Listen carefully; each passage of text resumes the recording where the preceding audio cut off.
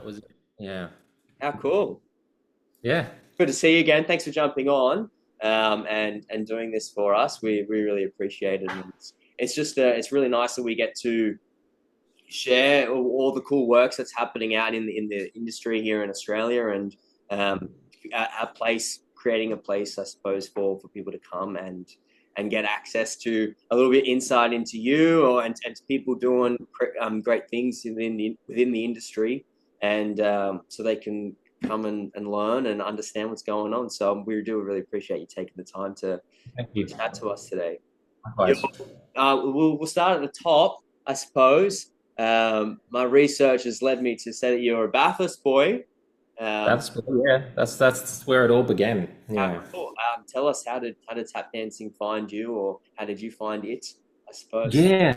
I mean, it's one of those usual stories. My older sister used to go to dancing. I'd hang around after school, wait till she was picked up, and I don't know. I just saw a room of people tap dancing, and I was like, yeah, maybe I'll have a crack at that. And I don't know. I got really, I think, lucky, and I didn't realize it at the time, but I had a wonderful teacher. Her name's Wendy Laird, and she grew up like she's from kind of Lithgow way, I think, but she used to go up and I think she just do class with a lot of the original Tap Dogs guys. So I'm sure like Dean and Sheldon, she knows all these. Like she was in the room, I think, at this time many years ago, and she just happened to land like and teach in Bathurst. And I was like, I kind of hit the jackpot, but I didn't realize it until 20 years later how lucky I was in a country town to get this great teacher. And and I think I went and saw, geez, it was like in Orange or something, and I feel like it was one of the first productions of Tap Dogs. And I was like 7, 8 years old, and I was like, damn, this is cool. I want to do tap dance. I want to do this. And then I saw Hot Shoe Shuffle. All these great things were happening at that time when I was growing up, and it really inspired me to just a want to tap dance and also just be on stage and dance as a career. Um, but as I kind of got a little bit older, because I only did tap dance and that was it. And I felt like if I wanted to be on stage, I needed to kind of, you know, explore the genres that, just to have different employable skills, especially in the theatre industry. And I discovered ballet quite late. I was about 13, 14 years old and really fell in love with it. And kind of all these things in the tap community, like they go in waves, and I feel like this wave had kind of moved a little bit too far from reach for me. And there wasn't, you kind of grab onto what's in the community at the time. And so I really focused on ballet. I moved to Melbourne, went to the Australian Ballet School for 4 years, joined the company, Australian Ballet after that, danced for 10 years. And I retired with a very complicated injury. So, and it's kind of leads me to where I am now, creating this work. But this injury, I have what's called a central sensitization. So, after having a lot of injuries and being in pain for quite a long time, my brain got very good at understanding what pain was. So mechanically, a lot of my lower leg injuries, stress fractures, all that kind of stuff, they healed, but my brain didn't understand. So it kept sending, and it still does now, it keeps sending pain signals 24/7. So it's kind of like having a phantom limb. Yeah, that can be complicated. So yeah, I basically I had to retire from ballet, and then I basically learned how to walk again after about 1, 2 years out from the company. A lot of therapy, a lot of medication, a lot of trying to figure out what was going on. Because it was like I couldn't have no bed sheets on, I couldn't wear pants for years. I'd walk for like 1 minute a day, and yeah, it's that's a whole nother deep dive story as well. But as part of that rehab, it kind of they're like, well, maybe you need to do an activity, that you love. I was just walking on a treadmill and trying to, get my life and shit back together. So I'm like, well, maybe I'll go and try some tap dancing. And the first person that I jumped in the room was Shane Preston. He was teaching out at the Space in Paran, and I went out and did half an hour of like a beginner tap class just to see what I could do. I'd come home, lay down for like 3 or 4 hours, recover, try and get my legs to reset, and then yeah, that just kind of built it. I don't know. 10 years later, pretty much is where I am now. So just testing the waters each week and revisiting tap dance and this love I had for tap dance is yeah, it's led to, I guess, uh, finding a different identity as a dancer. You know, spending a lot of time in the classical world and then coming back to tap. It's not the usual. I mean, there's no usual pathways, I think, in the dance industry. I Um, would say you touched on. Oh, I would. You touched on a few, three. I've found common stories in one how special a teacher can be in influencing your progression, and you had mentioned how lucky you were to have a teacher that you had. Wendy, was it? yeah, Wendy. And then two, the how influential the show Tap Dogs was to many people. Mm, Just seeing something very new and or at least common, I suppose, in the tradie guys, but up on yeah, stage making music, and how common that is. And then three, how common, I suppose, you're finding tap dancing. My story is my brother had dyspraxia and he was figuring out how he can get his motor skills properly. We put him into karate, or my parents did, and then the place that I was at had a dance studio at the same time, and I was doing the karate with him, and would just hang back and watch the dancing take place after class. And the parents just went one day, "Mate, you're hanging around and you're watching that for a while. Do you want to have a go?" yeah. Then I was lucky to have wonderful teachers, and I did just like a pure boys class. It was called Boys Stomp, and I did the funk. So it was like just a bunch of guys doing it, and how special that was. So, so then sorry, they were just commonalities. Yeah. You then said we came back to tap dancing. Did you find that was special or good with your rehab, and like the neural pathways sending? Was that then going, oh, I'm moving in a different way and it's not triggering the same responses that the classical was, Yeah.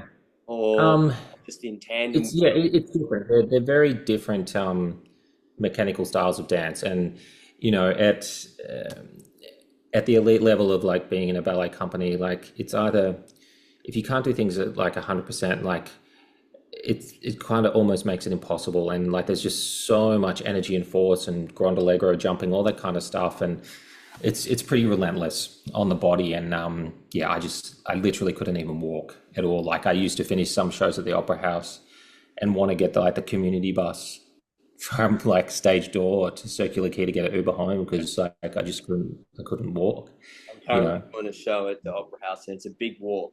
It's a long Yeah, walk. it's a big walk. It's a big walk. I Um, understand. but yeah, part of the tap was like because I was trying to, you know, with my chronic pain, it's like you try and build the threshold up doing activity, whether it would be walking or you know something like that, so that everyday life is easier. So you kind of push that threshold a bit, but it just became boring and I just hated it. Like I wasn't really getting anywhere. So by doing the tap, it was like I could start to not even think about the exercise. I was just enjoying dancing again. And I never thought I'd actually even move again, let alone dance again. So dance, like tapped kind of really reconnected and it's changed like my neural pathways for sure. Like, you know, it's found other ways to adapt and it's about turning the noise and the pain level down. Like it's like a volume switch that it's now at about like one. You know, I can do amazing things in my life now that I never thought I would have the possibility to do. And yeah, tap has been a lifesaver, seriously. That's It special. sounds a bit deep to talk about tap in that way, but it's 100% true. That's so cool. Have you found that that's informed the Garry Stocks style that you then implement in your classes and in your works in choreography? Yeah, 100%. You know, uh, because I have a whole different skill set of dance. Like, you know, and we've all studied lots of different dance as we've grown up, but, you know, doing one as a profession for such a long time and being influenced from choreographers all over the world, traveling, touring, and then coming back to tap, I feel like, yeah, it's a little bit odd, but it's shaped me into like, I don't know, just my way of thinking about creating work for tap and like the stuff I create in, you know, my classes is very different to what I probably would put on stage. Like I have like different pockets that I go to. You know, if I've got like a jazz trio, like I'm going to improvise to standards and stuff like that. The things I create on stage are probably going to be a little bit more deeper, and I'll probably draw on my contemporary classical dance skills if I want to explore a different emotion or something like that, or resonate with the audience in a different way. And then my class stuff, it's you know, like people are in like class is not about me, it's about the people in the room. So I want to be able to give them things that, you know, whether they're there for recreational or like professional development, you kind of tailor it to what they sort of need. So yeah, there's different facets, sorry, to my teaching and creating. But yeah, the classical contemporary dance has a big influence for sure on what I'm definitely creating at the moment. Well, your most recent work is coming on February the 13th to the 15th at Yes. Chapel is Melancholia. Can you tell us Mm. what we can expect from this show or this works? You can expect something that, you know, now I feel like this is a big call, but there's definitely stuff in this show that I don't think anyone has seen anywhere. I mean, I've done a lot of traveling the last few years, and I've been really fortunate to go to some amazing festivals around the world, TAF festivals, spent a bit of time with Michelle Dorrance last year in Stockholm, and seen some wonderful companies. Another one in Germany, Sebastian Weber Dance. If you haven't heard about them, anyone watching this, check them out. They're doing some really amazing creative things in the tap dance world. And they're small little companies as well, which is fantastic that there's like little home bases in all these cities that people can go and perform and create new things. But there's definitely stuff in this work that very different for Australia too. You know, I know there's people overseas that have kind of dabbling in some of the stuff that I'm doing, but I don't think there's been anything here that's kind of done this way, you know. And there's one thing. So my wife, she's a senior artist with the Australian Ballet. That's kind of where we met. And one thing I've always wanted to do is see if we can somehow collaborate and kind of mold some of these art forms together. And look, she's not in point shoes. It's not that kind of thing. It's more like contemporary sort of movement. But I've seen tap dancers kind of work with classical contemporary dancers, but usually it's like one tap dancer over here, another dancer over here, and they kind of do their own thing. But coming from the company, the ballet company, and, you know, a lot of my career was like partnering people. So I wanted to try and see, you know, can I actually tap and partner someone while they're doing something completely different? And yes, it's possible. We've figured it out, and it's been an absolute jigsaw to try and to work. And my focus is a bit, it's all over the place when I'm trying to like partner and let my feet do subconscious things, and, you know, but that's definitely something that I don't think anyone has really seen before. And my cast have been phenomenal. Like, they're so open to like moving their bodies and experiencing tap dance in a different way that, you know, I feel like a lot of the tap dance out there is, and don't get me wrong, like I think there's an absolute place for every style of tap dance, but I think maybe the perception in the community or in Australia, like, you know, everyone knows Tap Dogs, everyone knows, like, you know, Gene Kelly, Fred Astaire, Eleanor Powell, like all these people from the 50s, and like this, such as the showbiz, the 42nd Street kind of thing. But I feel like there's something deep within tap dance that is powerful and emotional. And, you know, I've experienced and seen tap dancers, you know, make me cry and make me sad and make me angry, and like they're the kind of things that I want to express as well. Sorry, I'm talking a lot, but No, people can expect to see something very different, put it that way. That's awesome, Gary. I mean, the common things of we can tell a story through dancing in ballet, or we can tell a story through dancing in contemporary art forms. But there's a rare thing of where we're going to dance and tell a story, but we're going to make music and we're going to tap dance with it. So if that's your goal, I think that's going to be a very special, Yeah, I very mean, special time. it's not so much a story; it's just like an abstract opportunity for the audience to feel something that they probably don't usually feel from tap dance. You know, they're not going to be sitting there smiling I mean, maybe towards the end they will. I hope they go home and they're like, wow, like I feel something different, and maybe it questions aspects of my life, or they talk to the, person in the car on the way home about, oh, I felt, something different, and I don't know. That's just kind of where I'm at. But it's Melancholia is almost like a very deep, Well, yeah, cathartic melancholy is connection, a deep kind of emotion. pathway. Yeah.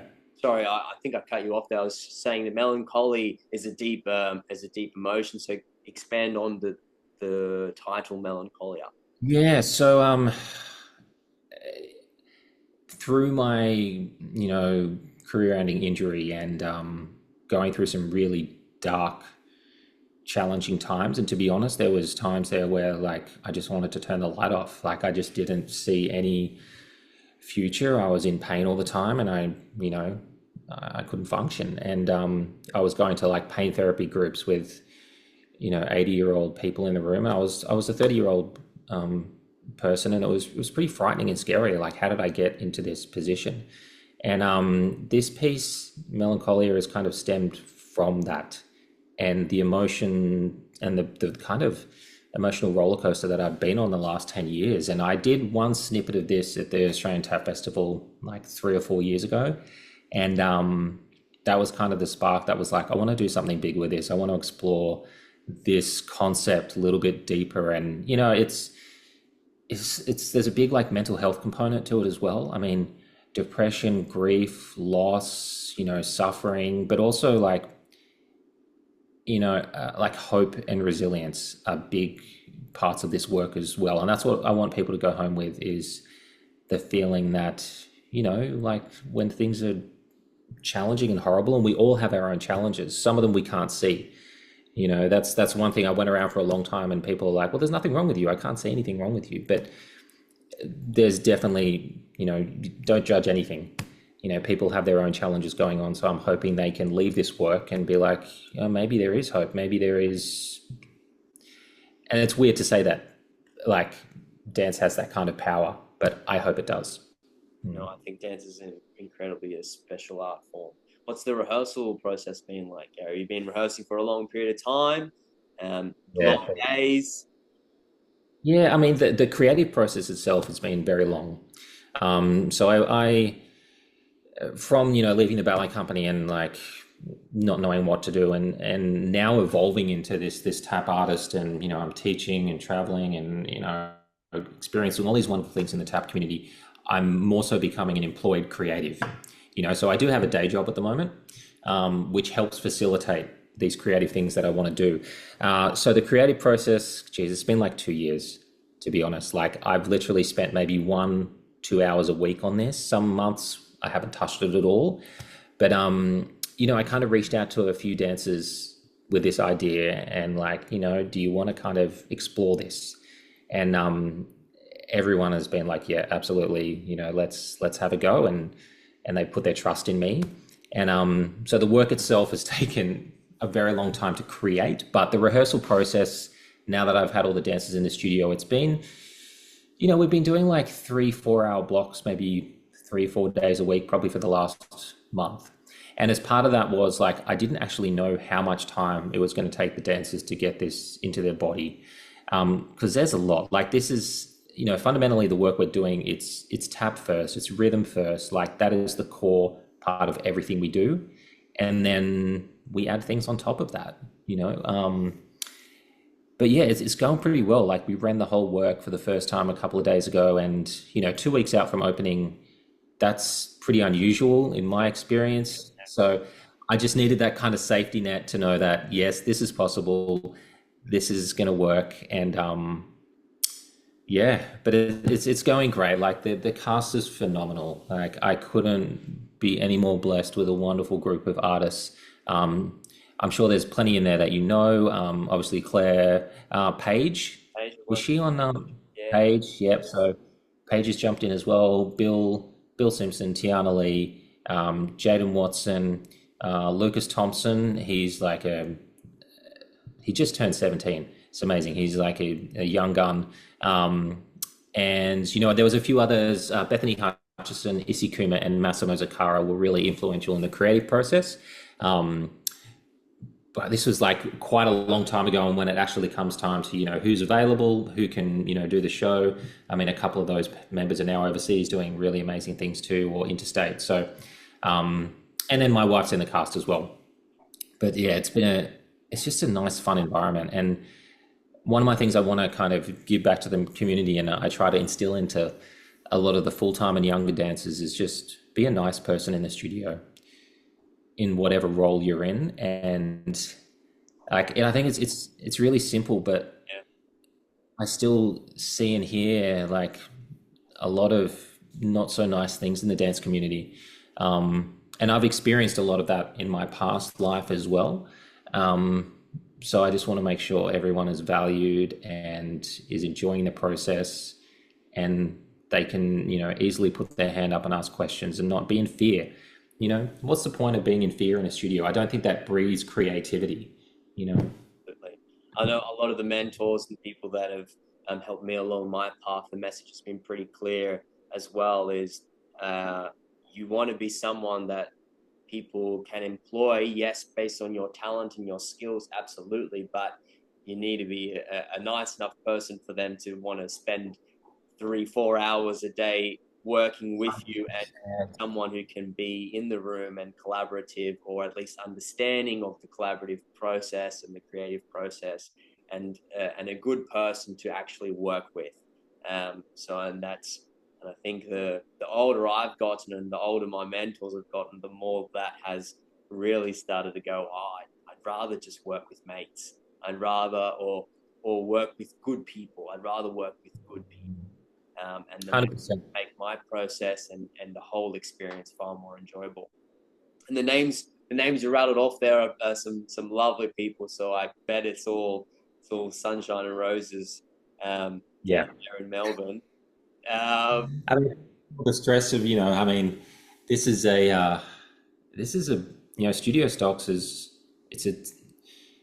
just a name. It's a big undertaking though, and I've kind of, I don't know, you might ask at some point, but kind of like why? I started. Created Studio Stocks. Yeah. Yeah. There's a few elements. Like I love creating. I love performing, and I'm getting a little bit older now, and I've had one amazing artistic life already. So this is, and going through the injury and sort of coming out of that, I feel like I've got a second chance, and I'm just like, what, screw it. I'm just going to have a go. I spent so many years just being kind of told what to do in the dance world, and I never kind of felt that I could take ownership or do something. Like it still feels very strange now, even just being like, yeah, I'm going to do this thing.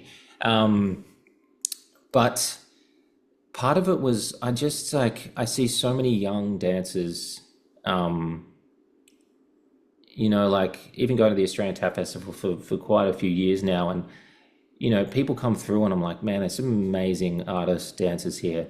And then all of a sudden they turn, 18, and then I see them a few years later and they're kind of just joined society, which is totally fine. If that's the choice they want to make, that's awesome. But some of these people are like, man, I wish there was something in the community like tap-wise that I could, there was a way to perform, or just keep going. It's not your soccer club that you can play until you're over 50s, or your local cricket club, or something that you can continue on. Generally, it's you graduate, you go into full time, and you try and make it as a career, or it kind of dries up, and you just, as you put it, join into society with stuff. So it makes me sad that there's not enough opportunities out there, and I think this is not just limited to Australia. Like a lot of the conversations I've had around the globe, it's like, it's always tough. It's always a struggle to try and do things in the tap community. And